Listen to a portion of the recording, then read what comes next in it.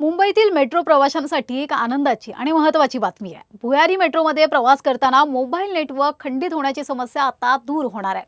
Mumbai metro प्रशासनाने aqua लाईनच्या भुयारी मार्गावर मोबाईल कनेक्टिव्हिटी सुरू केली असून प्रवाशांना अखंड नेटवर्क सुविधा उपलब्ध होणार आहे. तर प्राथमिक टप्प्यात RAJVLR ते आचार्य अत्रे चौक या दरम्यानच्या 16 भूमिगत स्थानकांवर ही सेवा सुरू करण्यात आली आहे.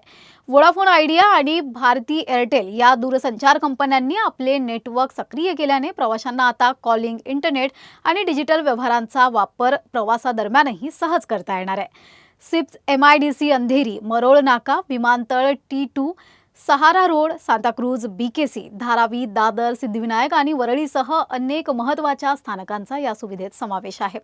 दरम्यान नेहरू सायन्स सेंटर ते कफ परेड या उर्वरित टप्प्यावरही नेटवर्क सुविधा सुरू करण्याचे काम वेगाने सुरू आहे. येत्या काही आठवड्यात संपूर्ण मार्गिका मोबाईल नेटवर्कशी जोडली जाणार आहे. त्यामुळे मुंबईकरांचा भूमिगत प्रवास आता अधिक सुलभ, अखंड आणि डिजिटलदृष्ट्या सक्षम होणार आहे.